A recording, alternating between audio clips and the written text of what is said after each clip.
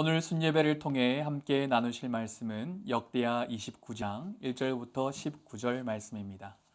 제가 가진 성경 구약 694쪽에 있습니다. 역대하 29장 1절부터 19절까지 저와 여러분이 한 절씩 교독하도록 하겠습니다.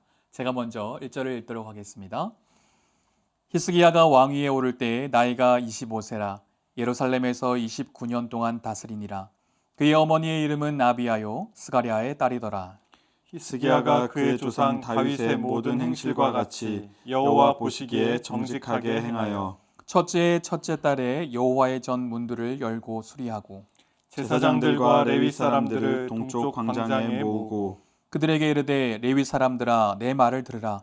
이제 너희는 성결하게 하고 또 너희 조상들의 하나님 여호와의 전을 성결하게 하여 그 더러운 것을 성소에서 없애라.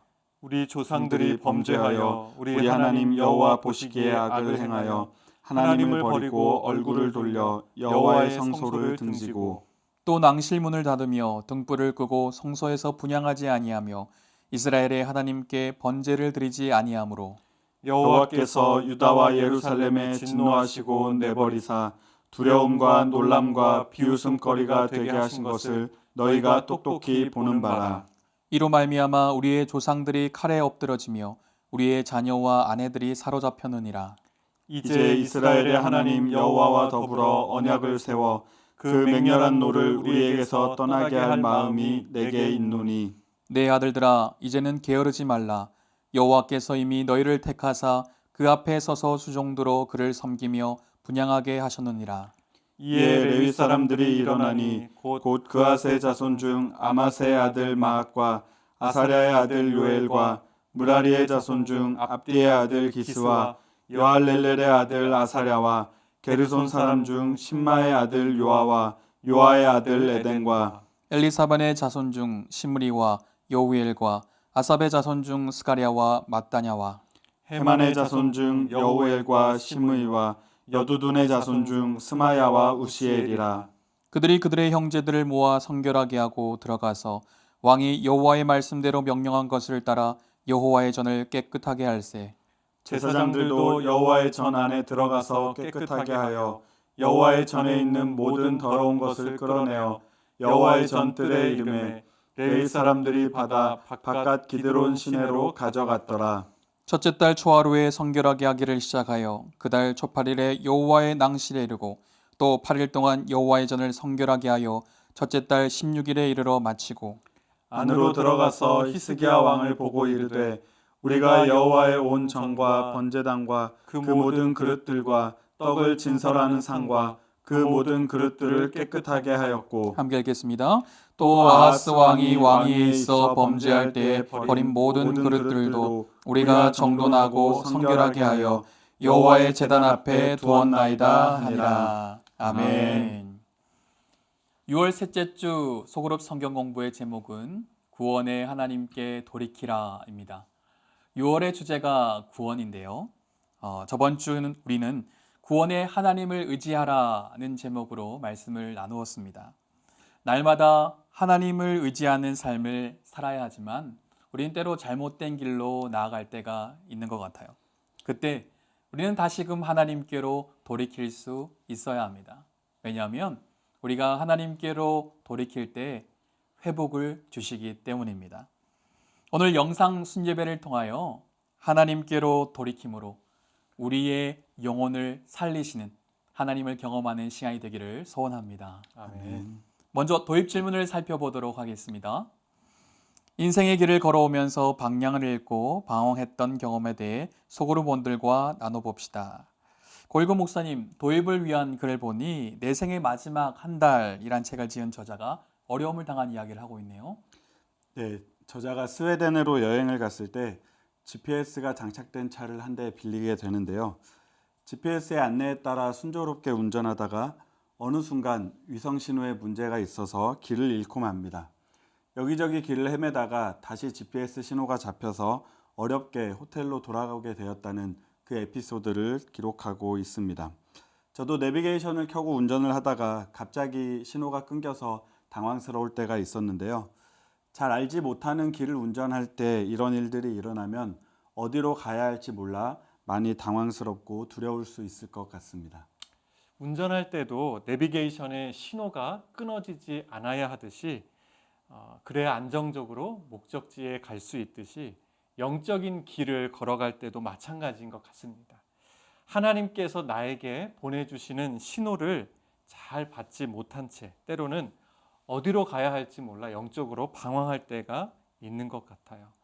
방향을 잃어버리면 그 순간 당황하게 되고 또 올바른 판단을 하기 어려워지는 것 같습니다. 무엇보다 방향을 잃어버리면 하나님께서 원하시는 정확한 목적지로 나아갈 수 없기 때문에 방향을 잘 잡고 하나님께서 주시는 신호를 받아서 나아가는 것이 참 중요하다고 생각합니다. 네. 모든 인간은 나는 누구인가, 또 나는 어디로 가는가에 대한 질문을 갖고 살아가는 것 같습니다. 우리는 천지 만물을 창조하시고 우리의 인생의 주인 되신 하나님을 제대로 만나야 합니다. 그래야 이 질문에 답을 얻을 수 있기 때문이죠. 네, 하나님을 만나야 정확한 목적지를 알 수가 있고요. 또 하나님께 계속 신호를 받아야 우리가 방황하지 않고 제대로 된 길을 갈 수가 있는 것입니다.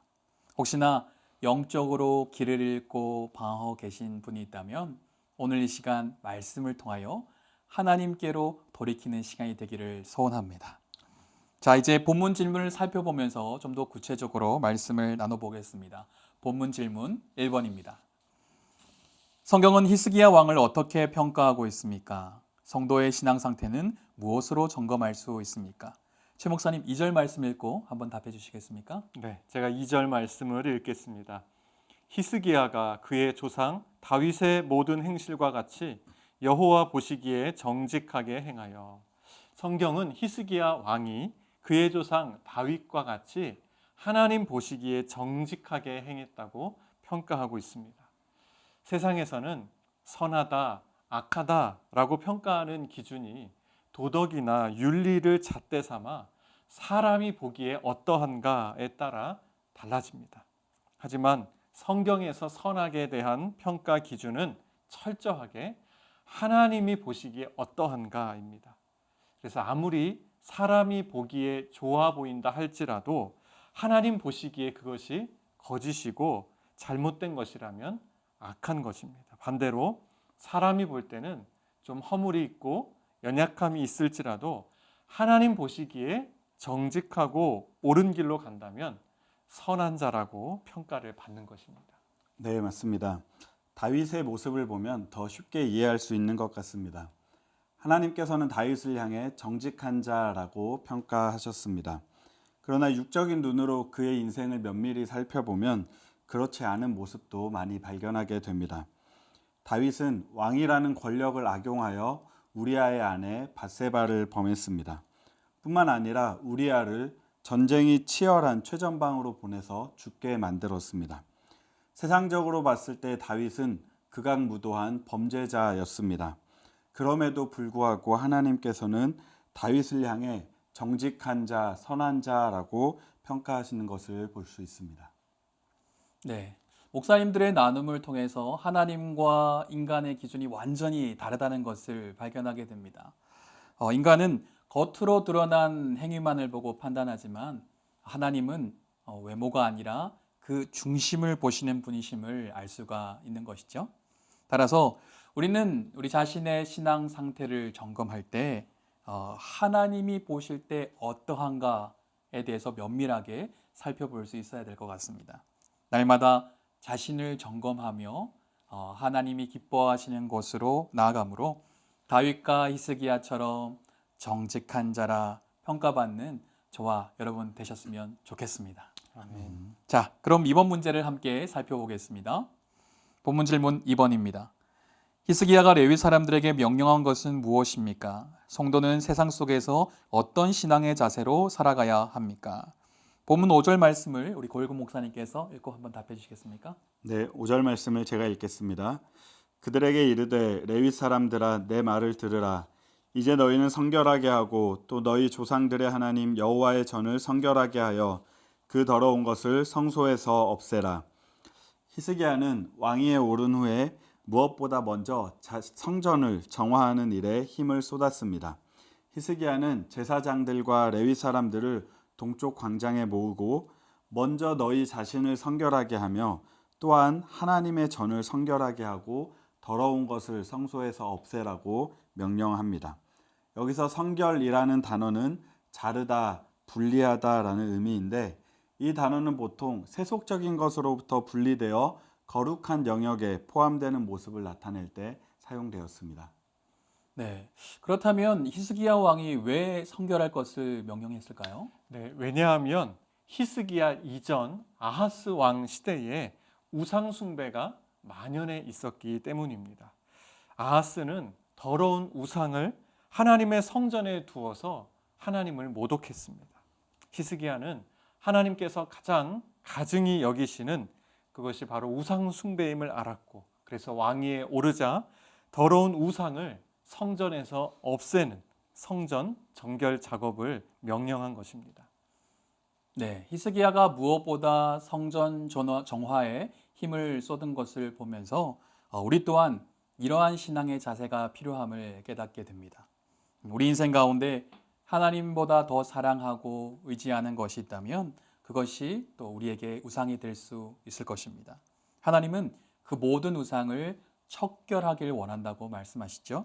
그래서 하나님이 가증히 여기시는 것을 자르고 또 버리는 작업들이 필요한 것 같아요. 바울이 에덴에 있을 때 그 성에 우상이 가득한 것을 보고 마음에 격분했다라고 고백하는 것을 볼 수가 있는데요. 우리도 바울의 심정으로 우리 자신과 공동체를 거룩히 잘 지켜갈 수 있기를 간절히 소망합니다. 자, 그러면 3번 질문을 함께 살펴보겠습니다. 본문 질문 3번입니다. 히스기야는 하나님이 유다와 예루살렘에 진노하신 이유가 무엇 때문이라고 했습니까? 성도는 인생에 찾아온 문제의 원인을 어디에서 찾아야 합니까? 6절 말씀을 우리 함께 한번 읽어보겠습니다. 우리 조상들이 범죄하여 우리 하나님 여호와 보시기에 악을 행하여 하나님을 버리고 얼굴을 돌려 여호와의 성소를 등지고. 최 목사님, 말씀을 보니 하나님께서 진노하신 이유가 무엇이라고 나와 있나요? 네, 히스기야 왕은 유다와 예루살렘에 임한 진노가 어디에서 온 것인지 정확하게 알고 있었습니다. 진노의 근원이 바로 그들 조상들이 범죄하여 하나님 보시기에 악을 행하였고 하나님께 등을 돌린 것에 있다고 진단하였습니다. 그래서 히스기야는 왕위에 오른 후에 성전 정화를 통해 하나님과의 관계 회복을 도모했던 것입니다. 네, 우리에게도 히스기야에게 있었던 그 통찰력이 필요한 것 같습니다. 우리 인생에 찾아오는 여러 가지 문제 앞에서 그 원인이 무엇인지를 정확하게 규명해야 할 텐데 그것은 눈에 보이는 것만 보아서도 안 되고 세상적인 기준으로만 판단해서도 안 됩니다. 우리는 무엇보다 내 인생에 찾아온 문제 앞에서 나와 하나님과의 관계는 어떠한지를 살펴볼 수 있어야 할 것 같습니다. 네, 맞습니다. 역사의 주인이 하나님이심을 믿는다면 우리는 그 무엇보다도 하나님과 바른 관계를 맺어야 될 줄로 믿습니다. 왜냐하면 우리 인생의 모든 문제는 다 하나님의 손에 있기 때문입니다. 그래서 하나님은 선지자 이사야를 통해서 이렇게 말씀하셨습니다. 너희는 여호와를 만날 만한 때를 찾으라. 가까이 계실 때 그를 부르라. 악인은 그의 길을, 불의한 자는 그의 생각을 버리고 여호와께로 돌아오라. 그리하면 그가 긍휼히 여기시리라. 우리 하나님께로 돌아오라. 그가 너그럽게 용서하시리라. 아멘. 우리는 오늘도 하나님께로 돌이킬 때 하나님의 무한하신 긍휼과 자비를 경험하게 될 줄로 믿습니다. 자, 그럼 네 번째 질문을 계속해서 살펴보겠습니다. 본문 질문 4번입니다. 히스기야가 제사장과 레위인들에게 권면한 것은 무엇입니까? 성도가 회복해야 할 신앙은 무엇입니까? 고 목사님 11절 말씀 읽고 한번 나눠주시죠. 네, 11절 말씀입니다. 내 아들들아 이제는 게으르지 말라. 여호와께서 이미 너희를 택하사 그 앞에 서서 수종들어 그를 섬기며 분향하게 하셨느니라. 히스기야는 제사장들과 레위인들을 향해 그들에게 주어진 임무에 대해 충실할 것을 촉구하고 있습니다. 당시 제사장들과 레위인들은 자신들에게 주어진 임무를 충실되이 감당하지 않고 있었습니다. 아하스가 성전을 폐쇄하고 우상 숭배를 허용했을 때 그들은 귀한 직분을 맡은 사람들로서 이에 맞서 하나님을 향한 신앙을 수호하고 그 신앙을 수호하기 위해서 투쟁해야만 했습니다. 하지만 그들은 아무 일도 하지 않았습니다. 네, 정말 안타까운 모습인데요. 제사장들과 레위인들이 하나님을 섬기는 일에 있어서 게으를 뿐만 아니라 또 왕과 백성들이 하나님을 떠나고 있음에도 불구하고 아무런 일도 하지 않았습니다. 뿐만 아니라 당시 대제사장이었던 우리아는 하나님의 전뜰에 우상의 제단을 만드는 큰 죄를 범했습니다. 열왕기하 16장 12절에 보면 이렇게 나와 있습니다. 아하스 왕이 다메섹에서 돌아오기 전에 제사장 우리아가 아하스 왕이 다메섹에서 보낸 대로 모두 행하여 제사장 우리아가 제단을 만든지라.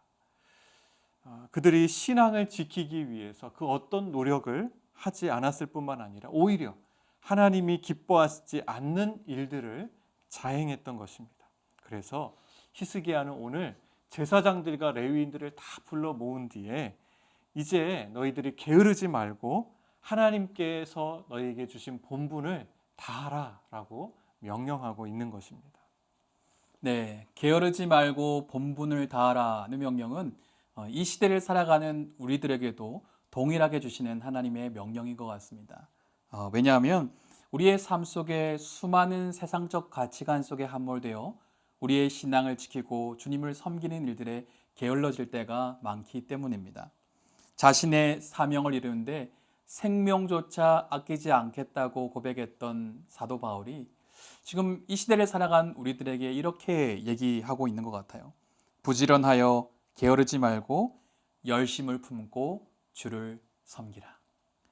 지금의 상황과 타협하지 않고 또 어떠한 환경 속에서도 열심을 품고 주를 섬기는 저와 여러분 되시기를 축복합니다. 아멘. 아멘.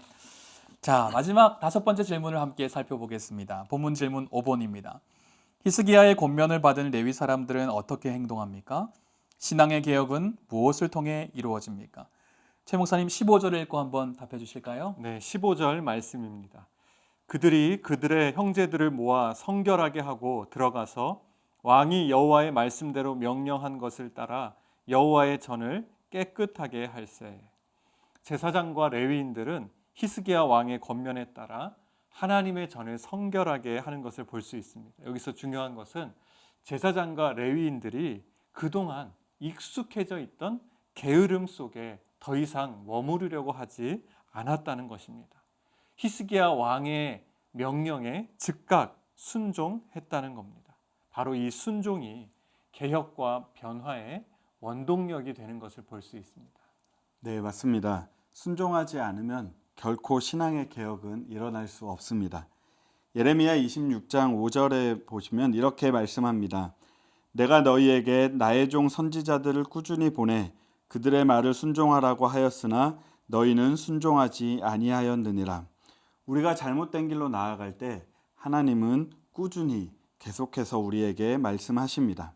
하지만 하나님의 말씀에 귀를 기울이지 않고 순종하지 않으면 회복을 경험할 수 없습니다. 지금의 상황에 무너져 아무런 변화를 경험하지 못하게 되는 것입니다. 네, 맞습니다. 우리가 하나님 말씀에 순종하여 돌이킬 때 그때 변화가 시작된다는 이 메시지, 참 중요한 메시지인 것 같습니다. 그래서 하나님은 신앙의 정체에 빠져 있는 그 영혼들을 향해서 오늘도 부지런함을 회복해라, 성실함을 회복해라, 그렇게 말씀하시는 것 같아요.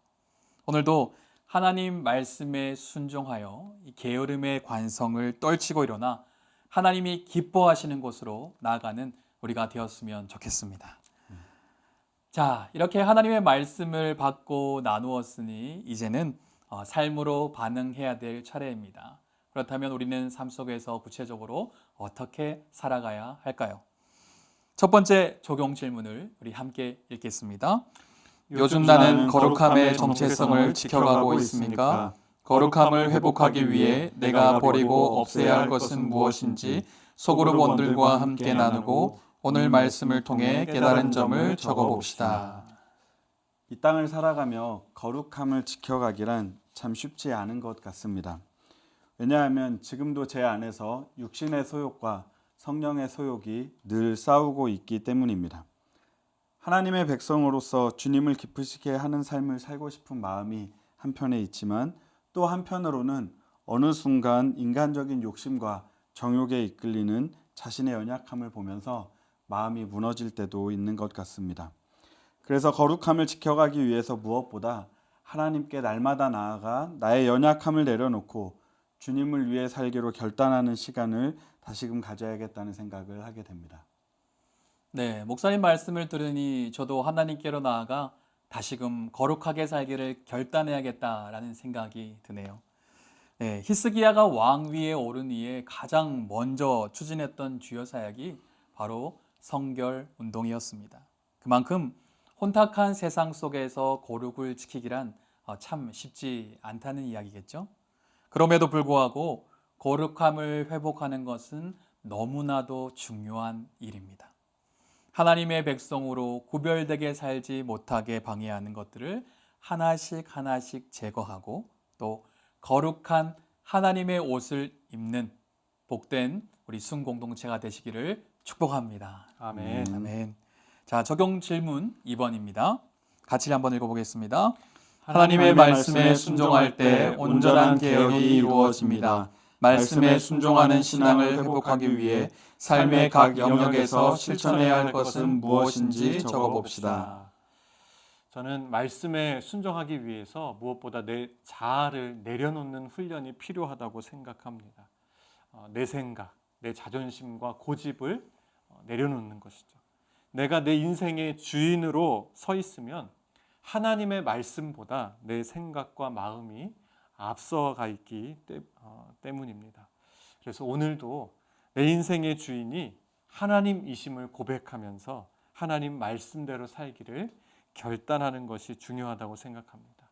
그리고 결단해서 끝나는 것이 아니라 나 자신을 끊임없이 채찍질함으로 순종의 자리까지 나아가야겠다고 생각을 합니다. 네, 맞습니다. 우리 인생의 주인이 하나님이시기에 하나님 말씀에 순종하며 살아갈 때 우리는 가장 복된 삶을 살 수 있는 것 같습니다. 그래서 오늘을 우리는 하나님께로 또 나아가야 되는 것이죠. 그리고 하나님 말씀 앞에 달려 나가야 되는 것입니다. 날마다 말씀을 읽고 묵상하고 필사해야 되는 이유죠. 우리는 말씀의 지식을 얻을 뿐만 아니라 또한 그 말씀에 순종하는 자리까지 나아가서 나를 변화시키시는 하나님을 경험해야 될 줄로 믿습니다.